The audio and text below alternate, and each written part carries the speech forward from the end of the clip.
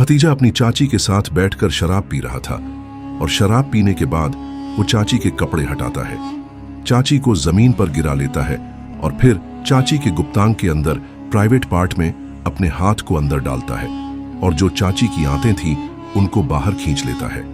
उस वक्त तक चाची जिंदा थी, तड़प रही थी और भतीजा बराबर अंदर से आंतें खींचता जाता है और कुछ देर के बाद चाची की मौत हो जाती है। और जब पुलिस वहां पर पहुंचती है तो पुलिस वालों के भी पैर कप कप आ जाते हैं, क्योंकि मंजर इतना खौफनाक था कि किसी भी आम इंसान के बस की बात नहीं थी कि जो ये नजारा देख सकता।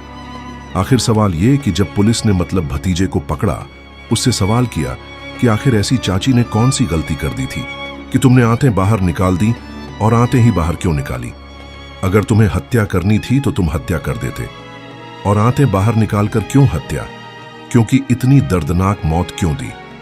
पूरी कहानी जब भतीजे ने बताई तो उसको सुनकर हर कोई हैरान था कि महज इतनी सी बात के लिए उसने अपनी चाची के साथ ऐसा कांड कर डाला। तो चलते हैं और आज की जो पूरी कहानी है उसको शुरुआत से जानते हैं आखिर तक। तो दोस्तों, उम्मीद है कि आप सब अच्छे होंगे, सुरक्षित होंगे। और जो आज की घटना है वो उत्तर प्रदेश के फतेहपुर जिले की है और वहां का एक थाना किशनपुर है। और उसी थाना किशनपुर की रहने वाली नीतू, जो अपने पति इंद्रसेन के साथ रहती, जो उसका पति है वह अपाहिज है, विकलांग है, और जो नीतू है उसके 6 बच्चे हैं और बाकी जो घर के जितने भी काम होते हैं वो नीतू करती है। और 27 जुलाई की दोपहर का लगभग 2 बजे का टाइम था कि नीतू बोलती है कि घर के पकाने के लिए मैं सब्जी लेने जा रही हूँ, और जो सब्जी लेने जा रही हूँ वो किशनपुर मतलब महाकस्बा है, वहां से लेने जा रही हूँ। जितने भी गांव के लोग हैं वह किशनपुर से सब्जी लाते हैं, क्योंकि वहां पर बड़ी सी मंडी लगती है। और जब नीतू निकलने वाली होती है तो जो इंद्रसेन है वो बोलता है, क्या तुम सब्जी लेने जा रही हो? जो भतीजा है मेरा सर्वेश, जो बराबर में ही रहता है, उसने भी मुझे बताया वो भी सब्जी लेने निकल रहा है। तुम ऐसा करो, उसके साथ निकल जाओ, क्योंकि अब चाची मतलब पत्नी अकेली जाएगी, अपने भतीजे के साथ चली जाएगी तो सही रहेगा। ये जो सर्वेश मिश्रा है ये बराबर में ही रहता है। सर्वेश मिश्रा की उम्र लगभग 25 साल है और जो चाची है नीतू, इसकी उम्र लगभग 28 से 40 साल है। नीतू निकलती है और सब्जी लेने के लिए चली जाती है। 2-3 घंटे गुजर जाते हैं और लौटकर जो सर्वेश मिश्रा था वो वापस आ जाता है। अब जब इंद्रसेन देखता है कि उसका भतीजा वापस आ गया लेकिन उसकी पत्नी नहीं आई, इंद्रसेन अपने भतीजे से पूछता है कि तुम अपनी चाची को कहां पर छोड़ा है? मैंने तो तुम्हारे साथ भेजा था। तो जो भतीजा था सर्वेश, वो बोलता है कि चाचा वो सब्जी लेने अलग निकल गई, मैं अलग निकल गया और उसके बाद मैंने उनको ढूंढा, वो मुझे मिली नहीं, इसलिए फिर मैं वापस आ गया। अब जब इंद्रसेन को ये पता चलता है तो वो सोचता है चलो कोई नहीं, थोड़ी देर में नीतू आती होगी। वो इंतजार करता रहता है 4 घंटे 5 घंटे, और जब उसकी हद पार हो जाती है तो वो एक गाड़ी मंगाता है। अपने मतलब रिश्तेदारों को, भतीजे को बोलता है कि तुम्हारी चाची अभी तक नहीं आई, और अपने भतीजे के साथ ही सर्वेश मिश्रा के साथ वो जो मंडी थी वहां पर पहुंचता है। चारों तरफ नीतू को ढूंढता फिरता है, लेकिन नीतू का कुछ पता नहीं चल रहा था। बच्चे भी पूरे गांव में ढूंढते फिर रहे थे, हर कोई चारों तरफ ढूंढता फिर रहा था।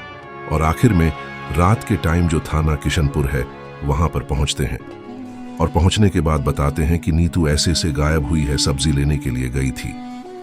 अब 27 जुलाई से जैसे ही 28 जुलाई लगती है तो 28 जुलाई की सुबह सुबह जो एक डला जंगल है वहां पर कुछ बकरी चराने वालों को एक बॉडी पड़ी हुई दिखाई देती है, और बॉडी की हालत ऐसी थी कि जो बॉडी को देखता है उसकी दोबारा बॉडी के पास जाने की हिम्मत नहीं होती। पुलिस को सूचना दी जाती है, पुलिस भी वहां पर पहुंचती है, और जब बॉडी को देखते हैं जाकर तो पुलिस वाले कपकपा जाते हैं। कपकपाने की वजह यह थी कि वहां पर एक महिला की बॉडी पड़ी हुई, उसके कपड़े हटे हुए थे, और जो महिला का नीचे वाला हिस्सा था, जो उसका प्राइवेट पार्ट था, उससे महिला की आंतें बाहर निकल रही थी। मतलब किसी ने महिला की जो आंतें थी उसको बाहर निकालकर महिला को मौत के घाट उतारा था। किशनपुर पुलिस वहां पर पहुंचती है, यह नजारा देखती है। फौरन जो पुलिस थी वो जो इंद्रसेन है, क्योंकि इंद्रसेन ने भी अपनी पत्नी की गुमशुदगी की रिपोर्ट दर्ज करवाई थी, उसको बुलाया जाता है। गांव के लोग वहां पर पहुंच जाते हैं और बॉडी देखते हैं, तो बॉडी देखते ही पहचान जाते हैं कि यह बॉडी तो नीतू की है। इंद्रसेन वहीं पर बेहोश हो जाता है। बच्चों को बॉडी दिखाई नहीं जाती, क्योंकि जो बॉडी की हालत थी वो इतनी खौफनाक थी कि नीतू मतलब पहचान तो हो चुकी थी, लेकिन नीतू के प्राइवेट पार्ट से किसी ने आंतें बाहर निकाली थी और फिर नीतू की मौत हुई थी, मतलब नीतू की हत्या की गई थी। वहीं नीतू की बॉडी के पास कुछ कुछ शराब के छोटे वाले डिब्बे पड़े हुए थे, पानी के पाउच, नमकीन और एक गोश्त का टुकड़ा भी पड़ा हुआ था। पुलिस नीतू की बॉडी को उठाकर पोस्टमार्टम के लिए भेज देती है। अब सवाल यह था कि आखिर नीतू की हत्या किसने की। पुलिस जंगल में आसपास पता करने में लगी हुई थी। बड़ा मुश्किल हो रहा था, क्योंकि गांव के जो जंगल है वहां पर सीसीटीवी कैमरे तो थे नहीं। इसलिए पुलिस पहुंचती है मंडी में, जहां से नीतू ने सब्जी वगैरह खरीदने के लिए गई थी। मंडी में पूछताछ की जाती है। पति से पूछा जाता है तो पति यही बताता है कि वह अपने भतीजे के साथ सब्जी लेने गई थी और फिर उसके बाद भतीजा आ गया, लेकिन नीतू लौट कर नहीं आई। वहीं मंडी में, सब्जी मंडी में जब पुलिस लोगों से पता करती है, क्योंकि सब्जी मंडी में लोग थे वो नीतू को पहचानते थे। नीतू अक्सर आती थी, कभी कभी उधार पैसे भी कर जाया करती थी, तो इसलिए मंडी वाले बताते हैं कि हाँ, नीतू आई तो थी, लेकिन वो अपने भतीजे के साथ थी और सब्जी लेकर वह भतीजे के साथ वापस लौट गई।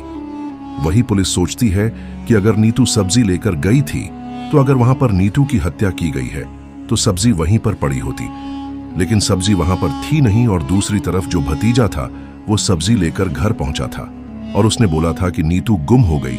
तो पुलिस का शक भतीजे के ऊपर जाता है, सर्वेश मिश्रा पर। पुलिस सर्वेश मिश्रा को हिरासत में ले लेती है। हिरासत में लेने के बाद उससे सख्ती से पूछताछ शुरू की जाती है। उससे जब सख्ती से पूछताछ की जाती है तो वह टूट जाता है और बोलता है कि हाँ, उसी ने नीतू की हत्या की है। अब पुलिस हैरान थी कि आखिर तुमने अपनी चाची की हत्या क्यों की, क्योंकि जो नीतू थी वो सर्वेश की सगी चाची थी।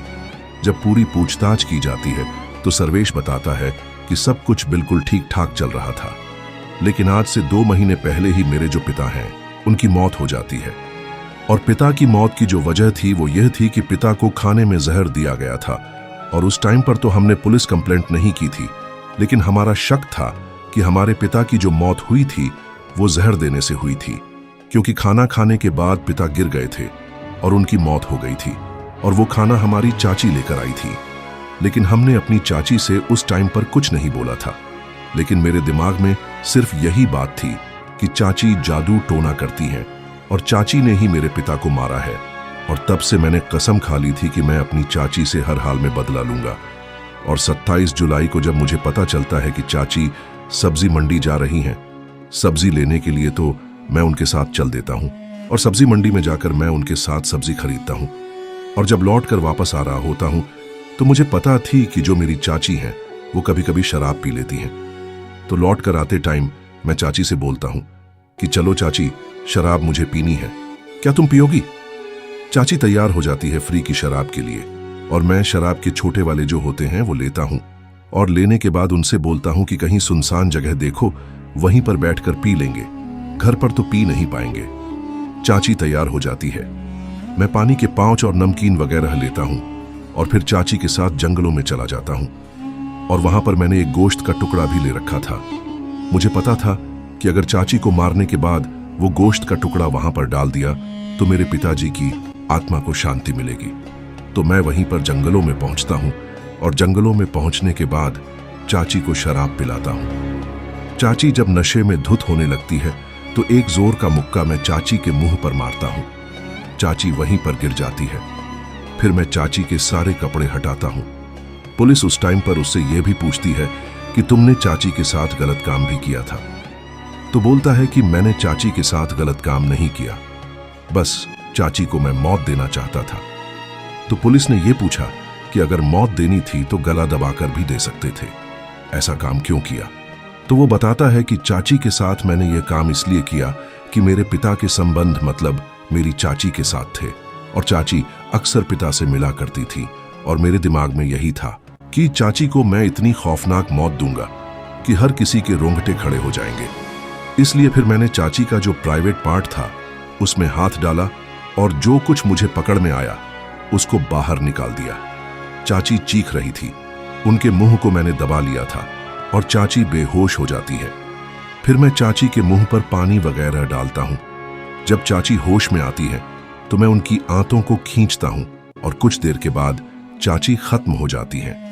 फिर वापस मैं घर आ जाता हूं और ये मेरी प्लानिंग थी। प्लानिंग यह भी थी कि मतलब चाचा को शक ना हो, इसलिए प्लानिंग के तहत सबसे ज्यादा चाची को ढूंढने में भी मैं लगा हुआ था चाचा के साथ। थाने में आकर भी मैं ही कंप्लेंट दर्ज करवाता हूं चाची की गुमशुदगी की, और फिर उसके बाद मैं ढूंढने में लगा हुआ था। वहीं पुलिस ने बड़े ही अच्छे तरीके से अच्छा काम करते हुए भतीजे को गिरफ्तार कर जेल भेज दिया। लेकिन जब यह घटना का गांव में पता चला कि सिर्फ एक शक की बुनियाद पर भतीजे को शक था और उसने चाची की हत्या कर दी, वहीं जो 6 बच्चे हैं वह अनाथ हो गए। इंद्रसेन, जिसका रोते रोते बुरा हाल है क्योंकि उसकी पत्नी से वह इंद्रसेन बहुत ज्यादा प्यार करता था, वह विकलांग था। उसकी पत्नी ही उसका ख्याल रखती थी और भतीजे ने ऐसा कांड कर दिया। आप इस घटना पर क्या बोलना चाहेंगे? कमेंट बॉक्स में जरूर बताइएगा। मिलते हैं किसी और वीडियो में। जब तक के लिए अपना ख्याल रखें, सुरक्षित रहें।